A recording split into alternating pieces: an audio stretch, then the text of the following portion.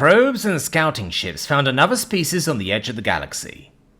The denizens of the Great Free decided that they would make a good conquest.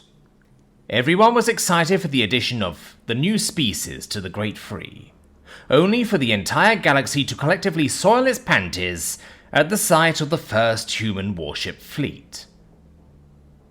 The children's eyes stared up at me with awe as the sound of alarms began to blare. The Great Free expected to come across an odd Deathworlder species that only recently ascended to the stars, a Skakandi invasion fleet assembled at humanity's borders. A few dozen panicked transmissions and hastily garbled swear words later, the very same fleet returned home telling a harrowing tale of how they miraculously managed to bullshit their way out of what would likely have been the most embarrassing military defeat in galactic history. A squad of soldiers charged past us, each one readying their pulse rifles. You see, the Skakandi were expecting Deathwarders, a harrowing fight and a decent battle. They were not expecting a fleet 20 times their size. They were not expecting every warship to be armed more heavily than most planetary defense networks. They were also not expecting a species whose engineering ability allows their warped sense of scale to fill ships that were nearly 3 times the galactic average in size. They also were not expecting a race of battle-hardened war veterans who now had, count them, 3 vassal states under their command, plus a full species extinction under their victory belt. The ship shook as the shields took a hit. The first contact was supposed to be the Skakandi war fleet entering a system, fighting off the locals, and then grabbing a few slaves for the Empire. The Skakandi instead encountered 6 human battleships, an entire support fleet, and a lone colony that it was protecting. These warships outranged, outgunned, and outclassed their slaver fleet 10 to 1. And this was nothing more than a local colony defense fleet. Panic immediately gripped the Great Free. Sanity, or at least something that resembles sanity, took hold of the Great Council, and they ceased all invasion plans or attempts at further antagonization. I gladly had the children's full attention with my history tell, as the sight of 5 soldiers struggling with a captured general passes in the background. This, as it turns out, was a very smart thing to do, as barely 2 months after the Skakandi first contact, a human warship fleet was encountered by scouts on the edge of Ramakai territory. The human warship fleet had nearly 2,000 ships, half of which were larger than most of the Ramakai battleships. Humans also had a new concept for warfare called the Sentry Cruiser, which was the essence of a giant gun with engines. It could wipe out half the fleet with one shot. Alarms blared as an explosion rocked the ship's hull. The Great Free were quick to ensure measures to placate the humans, or at the very least, make borders clear and simple. Diplomatic teams were sent through, and a peace accord was created with humanity. This, of course, didn't stop the Great Free from attempting covert operations to seize humans as slaves. You see, the Great Free is a term colloquially used to describe the 3 largest slaver empires in the galaxy. See, the Great Free were 3 slaver empires that teamed up together and used their power and resources to enslave half the galaxy. An angry, untranslated message hastily garbled itself through the intercom. I quickly used a remote to block the transmission and shut it up. Because of their influence and aggression, half of the galaxy's history and culture has been effectively erased. The Great Free took exceptional lengths to close ranks and try to keep humans out, telling them lies and falsehoods to keep the humans out of their business. Because you see, the humans are freaks of nature within their own freak of nature. They're Deathworlders, you see. Oh, Deathworlders aren't abnormal? Well, the Skakandi come from a Class 1 Deathworld, while the humans come from a Class 9 Deathworld. The children gasped in awe as I continued to keep their attention through the chaos. Well, now we understand each other. Their warships, what we consider cruisers, are to them barely destroyers. Their Titan-class warships we encountered were actually just their standard-issue dreadnoughts. Apparently humans have this thing where they lack any sense of scale, and have the engineering prowess to express it. Not only this, but they strip mine entire planets to get their resources, and they do it with 10 times the speed and efficiency that we do. The kids smiled, a sparkle in their eyes I never thought I'd ever see cross their faces as we entered slipspace. So, who are the Great Free? Well, the Skakandi are tyrants who use slaves for labour. The Ramakai are insectoids who not only use slaves for labour but also food sources. The Yamakaiko are the worst though. They're just tradesmen. They see others in the galaxy as little more than a business opportunity, and they enjoy doing very bad things that I can't say in front of kids to their slaves. The kids booed at my statement, and I waved them to be quiet. But this is why we are here. The humans, you see, they hate slavery. They think that using another person against their will is very evil. That is why we are here in a stolen battleship with a rogue admiral, making our way through to human space with a captured general. You see, kids, what we are doing is showing the humans the truth, so the Great Free can't escape the justice that has escaped them for over 3,000 years. The kids yelled with glee as the universe returned to reality. Human fleet sighted! Enemy fleet in pursuit! The captain's voice bellowed through the intercom. Evasive maneuvers! He cried, as we barely missed scraping against a human warship's hull. Jesus Christ, watch your goddamn self! Who the hell do you think you are coming out of LS at that speed this close to the star? What are you, insane? A human voice yelled out from the radio, all communications being relayed through the intercom.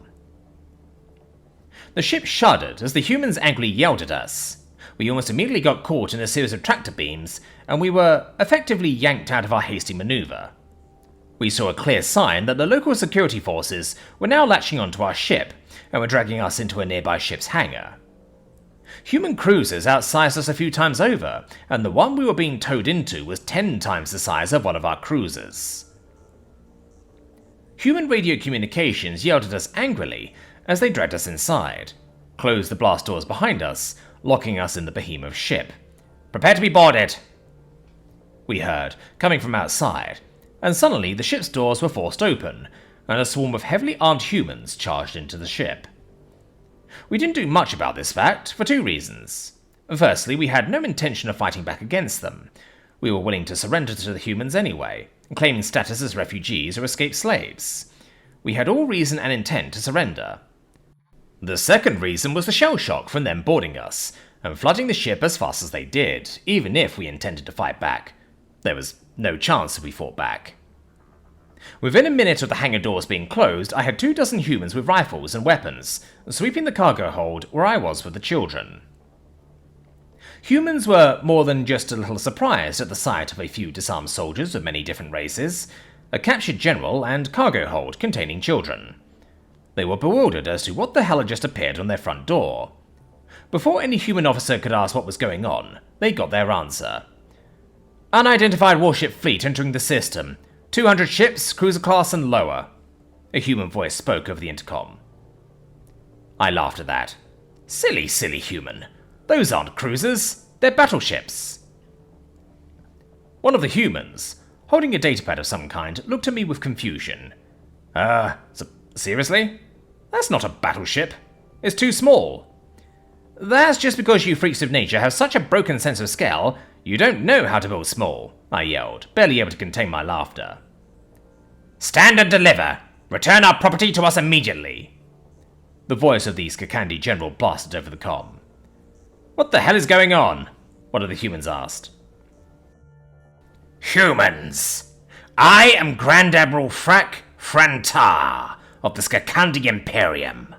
I order you to immediately hand over my property. The voice of one of the Great Free's best admirals came over the comm. The children instinctively stood to attention, as years of indoctrination hit them. A short, incoherent argument followed through the radio, as the various sides yelled orders at each other and the soldiers inside our ship took the chance to look around. During this barking contest, a human male of high status, judging by his uniform and medals, appeared on our ship and inspected the area. The argument was being broadcast across our internal communication array.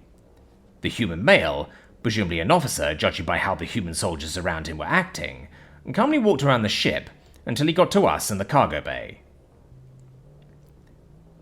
He looked around us, just looking, bending over with his strange eyes and looking closely at various objects. Sergeant?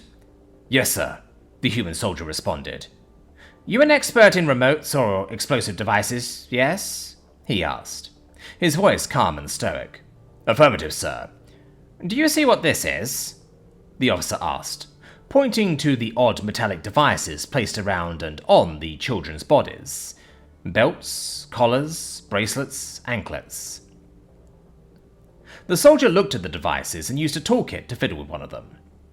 It didn't take him long, and one of the collars popped off one of the children's necks.